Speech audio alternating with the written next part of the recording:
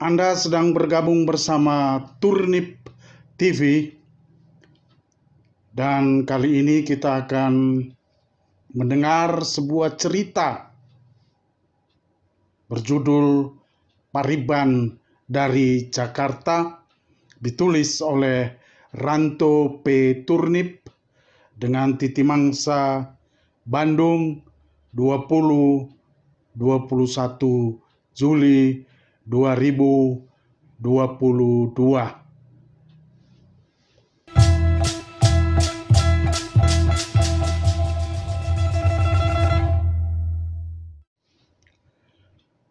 Bang, kita harus kawin lari, Bang, tuntut Leonita kepada pacarnya Haposan Sagala. Haposan bingung, penuh tanda tanya besar di kepalanya. Tanda tanya itu menimbulkan bakteri gatal-gatal di kepalanya. Dia pun garuk-garuk kepala. Sore tadi, adik Leonita bilang ke Haposan supaya menemui kakaknya di bawah pohon ambacang besar yang dekat titi goyang itu malam ini.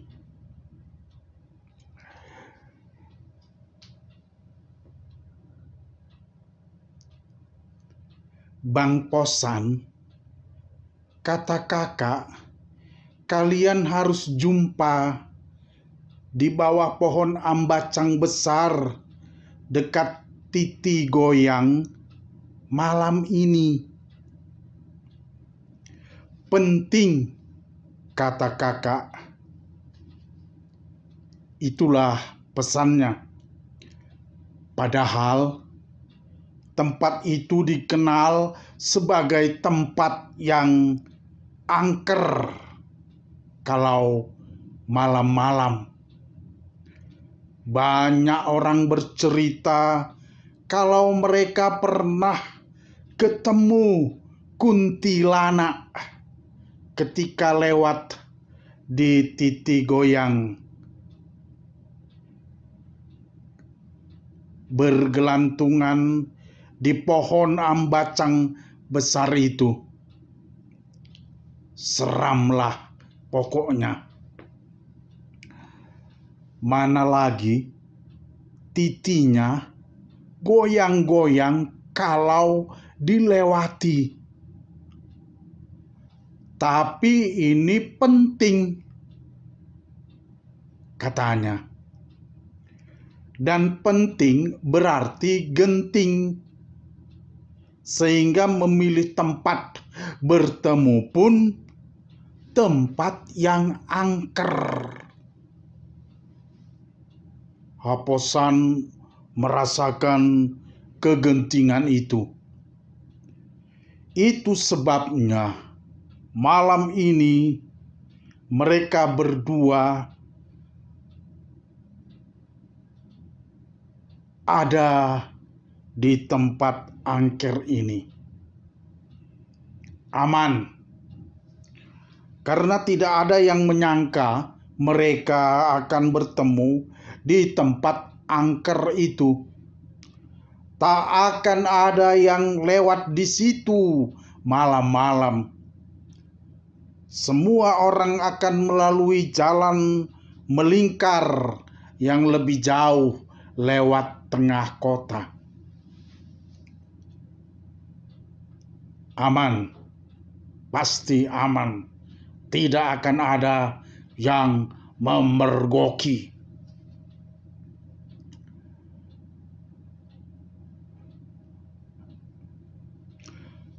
Bang, kalau abang mencintaiku, bawalah aku kawin lari, Bang. Kita lari malam ini, tuntut Leonita lagi kepada Haposan. Abang harus membawa lari aku malam ini. Pakaianku sudah siap di koper.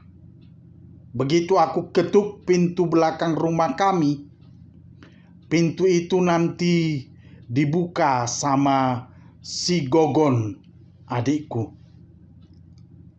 Ku ambil koper, kita lari, Bang.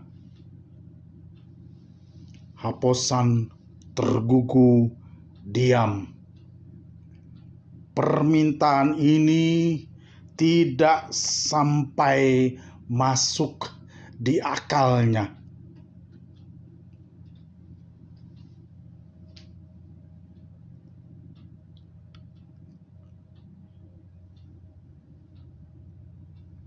Bang, kok diam saja?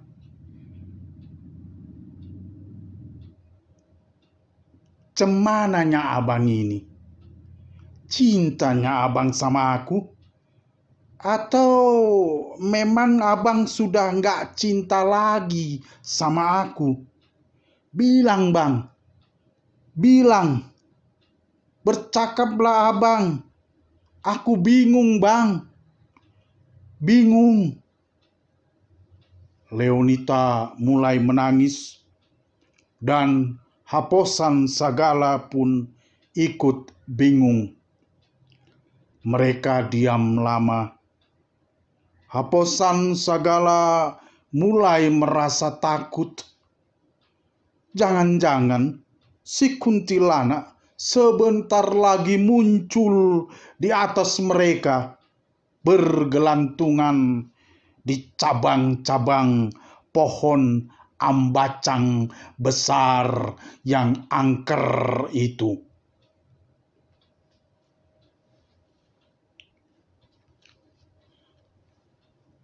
Bang, cakaplah, Bang. Bilangkan sesuatu, Bang. Suara Leonita seragih, mulai bindeng karena mulai menangis. Haposan Sagala diam membatu. Hatinya galau dan takut. Galau karena diajak kawin lari. Takut karena mereka tepat berada di bawah pohon ambacang besar yang angker itu. Tempat si kuntilanak sering bergelantungan malam-malam menurut cerita-cerita banyak orang.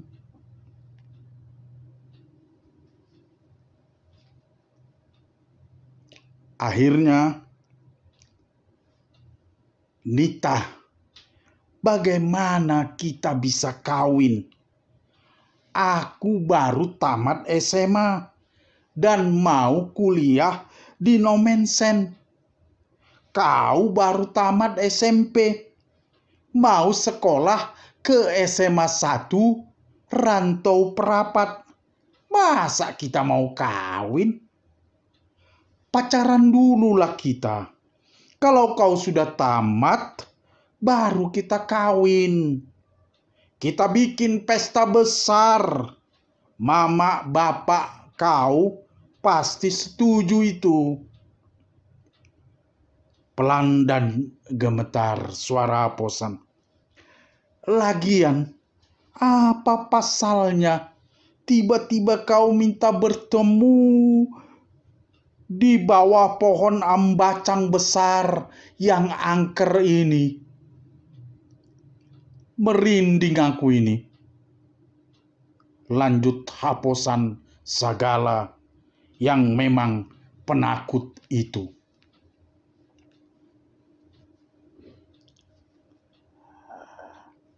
Abang pikir aku tidak takut?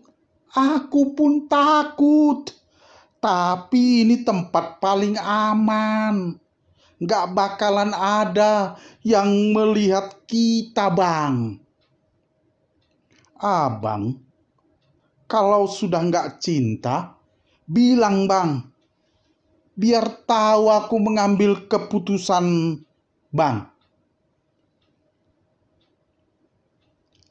Nita, cinta aku padamu gak pernah pudar.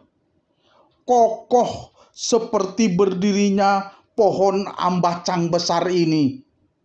Sudah ratusan tahun katanya berdiri di sini. Tetap masih tegak berdiri sampai hari ini. Itu sebabnya dia menjadi pohon angker dan tempat berumah si kuntilanak. Serem. Abang jangan nakut-nakutilah. Kita harus ambil keputusan malam ini. Kita harus kawin lari. Atau apa, Nita? Rupanya kau yang mulai gak cinta lagi sama aku. Sambar Haposan Sagala dengan suara keras. Dia sudah tidak takut lagi sama si kuntilanak. Dia lebih takut dengan kelanjutan kata-kata Leonita Saragih ketimbang sama si kuntilanak itu. Abang jangan marah. Ini bukan mauku, Bang, tapi maunya bapak mama. Sambut Leonita Saragih sambil sesenggukan dan berurai air mata. Dan ternyata Haposan Sagala pun mulai mendengus-dengus sedih. Karena gelap, air matanya gak kelihatan. Air mata yang mulai turun di matanya itu.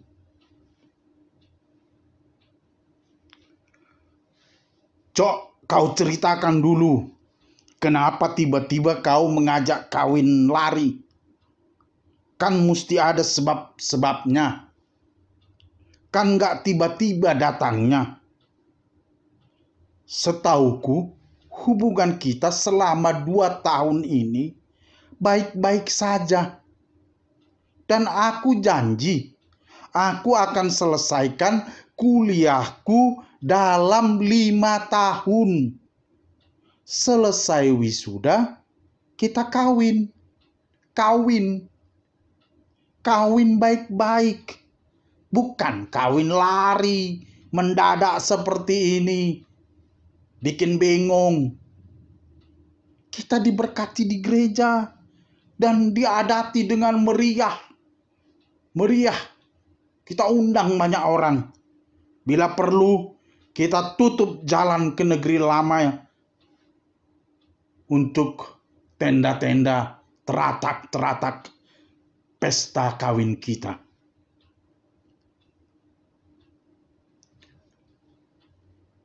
Iya, kuceritakan sekarang, Bang. Sambut Leonita dengan suara yang bindeng karena menangis sesenggukan.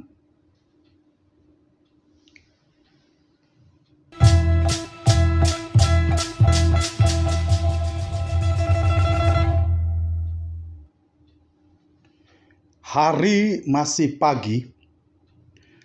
Kedai di Pekan Aik Nabara baru saja selesai dibuka oleh masing-masing yang empunya. Kedai kami juga baru saja selesai kami buka berdua. Aku dan kakakku, Rebecca Saragih. Seorang laki-laki datang menghampiri kedai kami di pagi seperti itu, yang tidak biasanya. Orang biasanya datang ke pekan untuk belanja sayur mayur dan lain-lain. Ya, tidak biasanya sepagi seperti ini ada pembeli yang datang untuk membeli keperluan pakaian, sandang. Tapi mungkin dia perantau yang mau pulang ke negeri lama, singgah untuk beli oleh-oleh untuk anak-anaknya.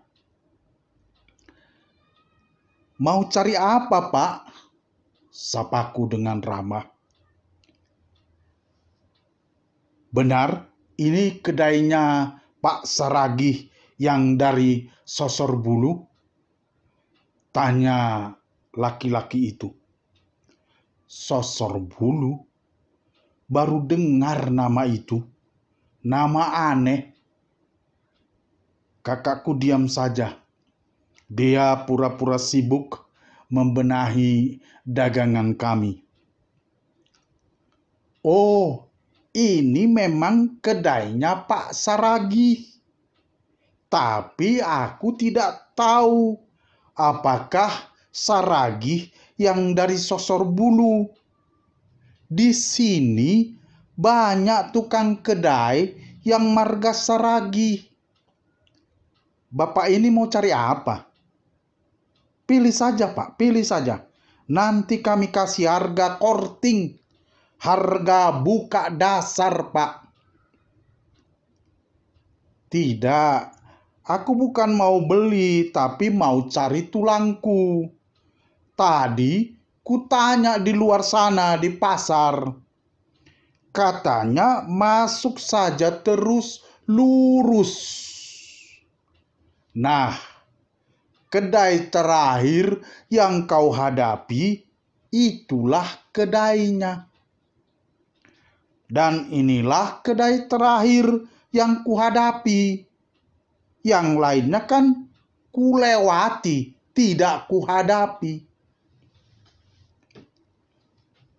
"Betul juga ya.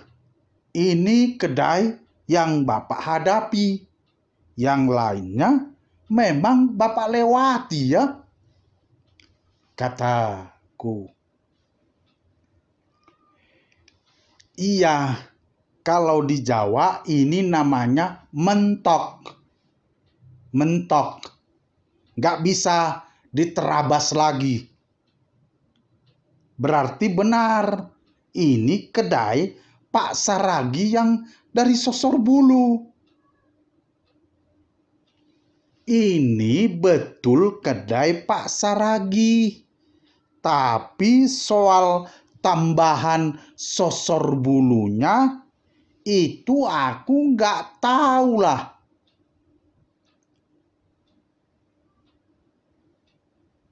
"Pak Saragih yang dari Toba, dari Samosir, semua tukang kedai marga Saragih di sini semuanya dari Toba, kalau yang ku tahu." "Oh, begitu ya?" "Iya. Bapak mau beli apa? Pilih saja. Nanti tak kasih korting lumayan banyak. Harga buka dasar. Pagi-pagi ini buka dasar.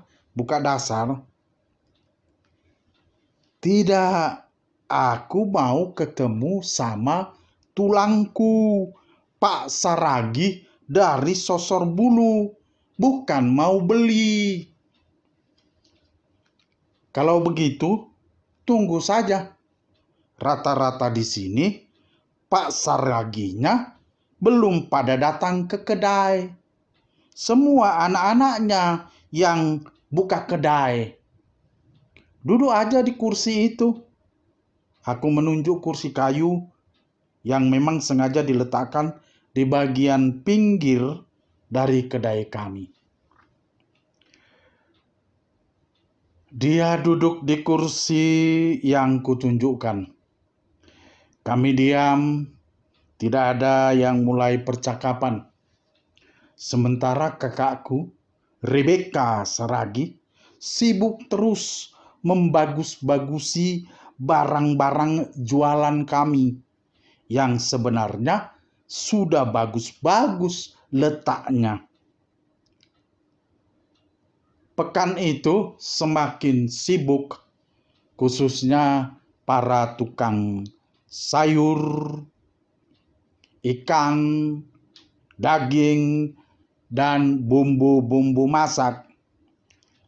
Tapi biasanya tukang kain jarang ada yang beli pagi-pagi. Laki-laki itu masih diam, duduk di kursi dengan pandangan ke arah kesibukan pasar. Dengan sesekali memandang aku. Tapi tak sekalipun dia memandang kakakku, Rebecca Saragi. Tiba-tiba, kalau ke WC, di mana ya? Boleh aku titip ranselku di sini?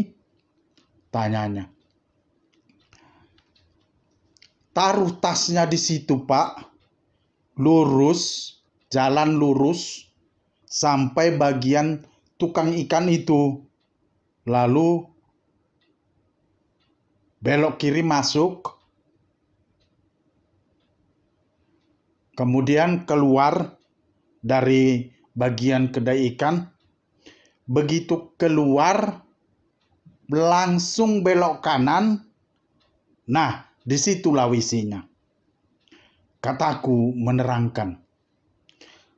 Setelah laki-laki itu pergi, kakakku, Rebecca Saragi bertanya, "Siapa itu tadi, Nita? Takut aku melihatnya."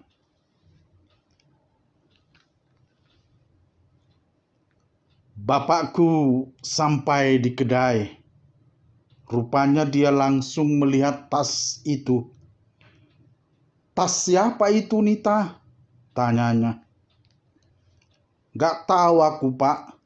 Tadi ada laki-laki mencari tukang kedai bernama Pak Saragih dari Sosorbulu.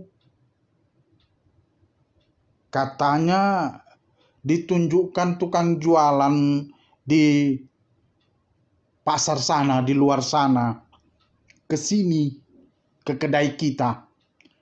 Jadi mungkin laki-laki itu cari-cari bapak."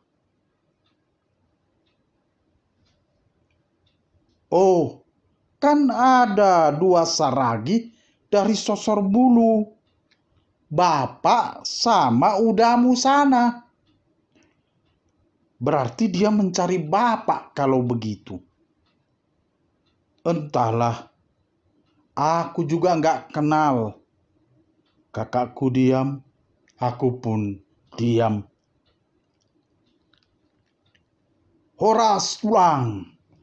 Tiba-tiba laki-laki itu sudah muncul di depan kami dan langsung menyalami bapak. "Siapa kau?" tanya bapak. "Au Bonggu Aloho tulang," jawab laki-laki itu. "Oh, si Bonggu. Adigan horo. Nasian toba dohoro." Daun tulang langsung hau sian Jakarta markapal tu belawan, sian belawan manumpang truk mau tulang tuson. Jadi dang dope ho lau tu toba.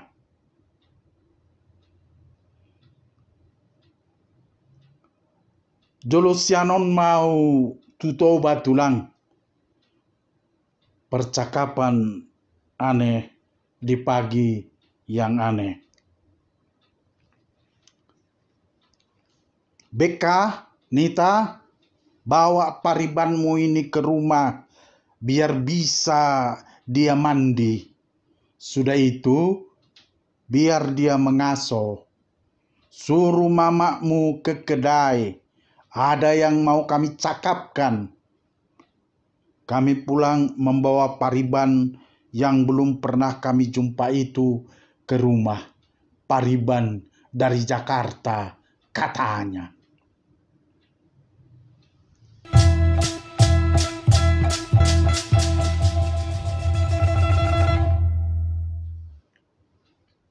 makan siang yang aneh.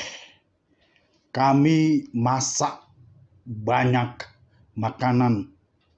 Beberapa ekor ayam kampung dibeli dari pekan. Siang itu kedai ditutup. Beberapa saudara diundang makan siang bersama. Kami makan enak hari itu. Selesai makan dan semua perabotan diberesi, kami masih tetap disuruh duduk bersama di tikar. Ya, kami makan di tikar. Itu kebiasaan orang Batak yang dibawa terus sampai ke perantauan ini. Sirih dan tua beredar. Heran juga aku. Kok sepertinya semuanya sudah tersedia.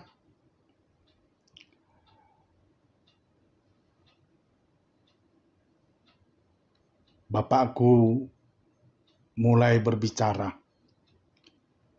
Ngaro paramata tujabuta sonari tabigema ahana naing pasahatanna tuhita aisogot borhat maibana tutoba ninna. Bapak mengawali pertemuan yang aku tidak tahu apa maksudnya. Rupanya paribanku ini tidak hanya sekedar berkunjung ke rumah kami, tapi ada maksud-maksud penting tertentu. Aku jadi penasaran. Ahu olan pasahaton tonani dainang do au tulang. Tulang. Na ikut do marboruni tulang hami apala sadanian. Jadi do sakap ni rohaku tulang. Tulang. Paribanku ini rupanya ingin menjadikan kami salah satunya menjadi istrinya. Aku terkejut. Aku berharap janganlah kiranya aku yang dipilih. Nauli alai pangidoaku songon pangidoan ni silaban manian tulang ni si Jakobi. Siakangan manian buanonmu. Alai songonipe boido mamilit. Untuk kamu berdua, Beka dan Nita, ada adat di orang Batak bahwa paribanmu ini adalah orang utama dan yang pertama yang berhak mengambil kamu sebagai istrinya. Kamu tidak berhak menolak. Kalau menolak dan kamu kawin sama orang lain itu harus membayar sebesar apapun yang diminta paribanmu ini nanti. Jadi pertimbangkanlah itu. Lanjut Bapak menjelaskan. Aku jadi galau. Bagaimana nasibku dengan Bang Posan nanti kalau aku yang dipilih? Dan kayaknya memang aku yang dipilih karena dia selalu melirik aku dan hampir tak pernah melirik Kak Beka. Selamatlah Kak Beka. Tidak berpisah dengan pacarnya yang dari SD sampai dia tamat SMA. Meloboi sini tamanian tulang. Weh, betul aku yang dipilih. Aku harus jumpa sama Bang Posan malam ini. Tapi, apa berani dia membawaku pergi ya?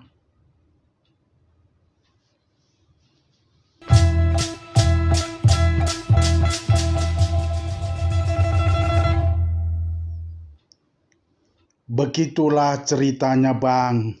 Itu sebabnya ku berani-beranikanlah diriku bertemu di tempat angker ini, biar aman kita. Sekarang cemananya, Bang? Bawalah aku kawin lari. Rela aku, Bang. Nita, tak segampang itu kawin lari. Mama dan bapakku pasti kecewa. Aku kan anak laki-laki yang diharapkan mengharumkan nama keluarga dengan mendapatkan gelar sarjana. Kalau aku kawin, bagaimana aku bisa mencapai itu? Kan setelah kita kawin, aku bisa ikut abang ke Medan, mengurus abang di Medan. Kan orang abang sudah punya rumah sendiri di Medan. Biar aku yang ngurus. Iya, tapi tidak malam ini juga lah. Aku perlu cakap-cakap sama bapak mamaku soal kawin lari ini.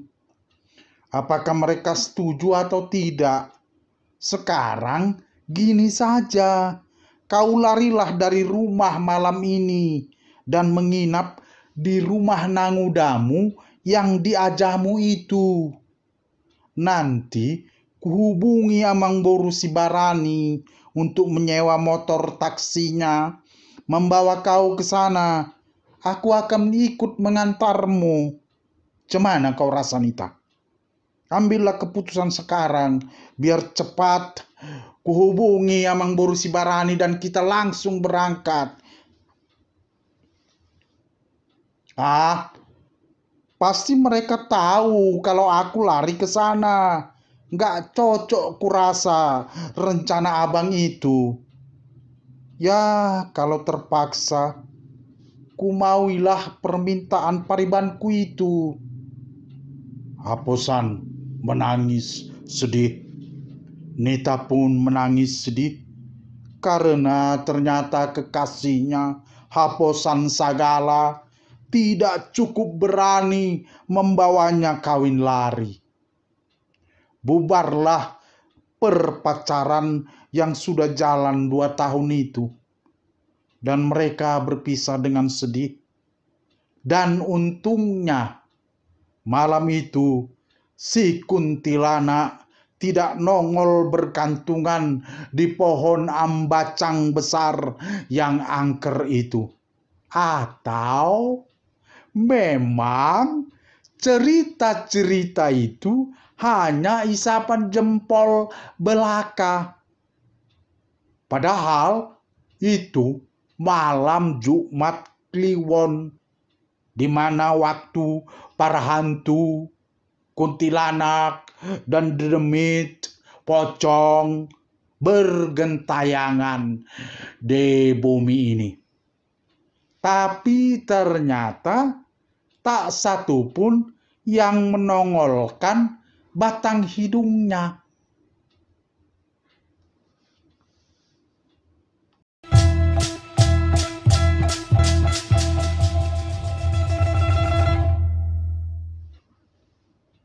Dua hari setelah malam itu, Minggu siang, Haposan Sagala menjumpai temannya yang anak udahnya Sinita.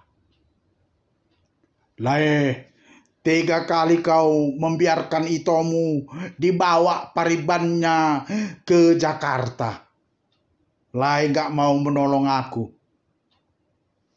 Ada apa ini rupanya? Sinita pacarnya dibawa kabur ke Jakarta sama paribannya. Putuslah mereka, kata Lae Sibarani. Oh begitu. Aku sampai sekarang nggak tahu kalau Sinita dibawa kabur Lae kami. Memang ku dengar dia datang dari Jakarta, tapi aku nggak jumpa dia. Aku kan pergi ke Langgapayung 3 hari ini. Ya, nggak jadilah kalian berlae, ujar si Barani. Dan kulihat mata Haposan Sagala berkaca-kaca. Dan ada titik-titik air mulai mengalir. Tapi aku bisa buat apa? Bak kata pepatah, apa boleh buat? Tai kambing bulat-bulat, dimakan nggak jadi obat. Nasi, beras, sudah jadi bubur. Nggak bisa diulangi lagi. Larilah pacarnya Haposan Sagala ke Jakarta, dibawa paribannya dari Jakarta itu. Dan jangan lupa subscribe, like, dan bagikan, share kepada banyak-banyak teman kalau Anda suka cerita ini atau channel ini, Turnip TV.